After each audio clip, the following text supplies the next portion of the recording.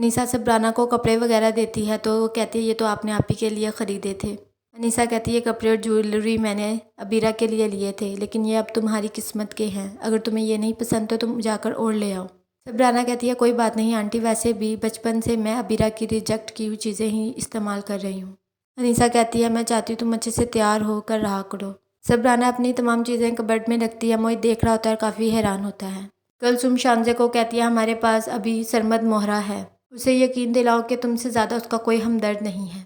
शानजे मोहित को कहती है मैं तुम्हारी खुशी में खुश हूँ, अगर अब भी सबराना उससे डिवोर्स लेकर तुमसे शादी कर लेगी तो मैं बहुत खुश हूँ कि तुम खुश हो जाओगे। मोहित कहता है आपने सोचा भी कैसे मैं अब सबराना से शादी करूँगा, तो उसकी मामा कहती है तुम उससे मोहब्बत करते हो। मोहित कहता है जब मुझे उसकी हकीकत पता चली थी वो मेरे दिल से उतर गई है, अब मैं उससे शादी नहीं करूँगा। सबराना सुबही को रोकती है और कहती है आपने अपनी बेटी के फ़ायदे के लिए मुझे इस्तेमाल किया, मुझ पर इतना घटिया इल्ज़ाम लगाया, आपको शर्म नहीं आई। वही कहती है तुम्हें अपनी हरकतों पर शर्म आनी चाहिए और मेरे आगे ज़ुबान चला रही हो। अनीसा कहती है सबराना छोड़ो, तुम इन दोनों माँ बेटी ने जो चाल चलनी थी चल ली है, लेकिन सुबह तुमने मोहित पर इल्ज़ाम लगाकर इस बच्ची को बीच में लाकर बहुत बुरा किया है।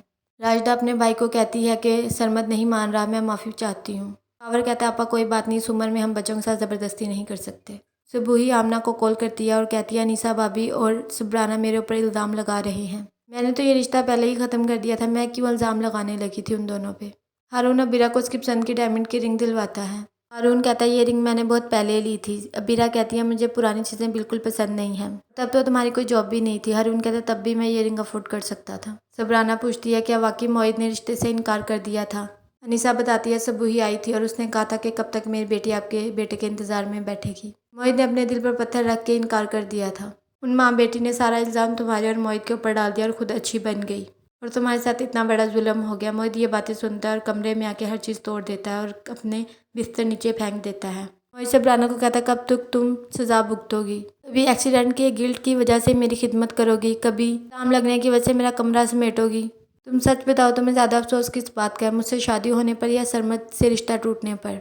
सबराना कहती है मुझे अपने पैदा होने से ज़्यादा दुख किसी बात का नहीं है, काश मैं अपनी माँ के साथ मर जाती। मोहित कहता है मैं भी सोचता हूँ जिस दिन एक्सीडेंट हुआ मैं मर जाता।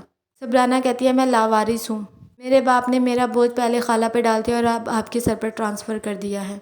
आपके पेरेंट्स आपसे बहुत मोहब्बत करते हैं, आपकी एक खुशी के लिए अपनी हर चीज़ कुर्बान कर सकते हैं। आप दुआ किया करें जल्दी ठीक हो जाए अपने पेरेंट्स के लिए। कुलसुम खावर को कहती है आप पापा से बात करें शानजे और सरमद के रिश्ते की, नहीं तो मैं खुद कर लूँगी। सबूही अबीरा को बताती है अनीसा भाभी और सबराना हम दोनों के ऊपर इल्ज़ाम लगा रहे हैं कि हमने साजिश की थी। कावर सबराना से मिलने आता है, उसे गिफ्ट्स देता है और चेक देता है। सबराना कहती है ये अपने घर ले जाएं, आपके घर वालों को ज़रूरत होगी इसकी, मुझे भीख नहीं चाहिए।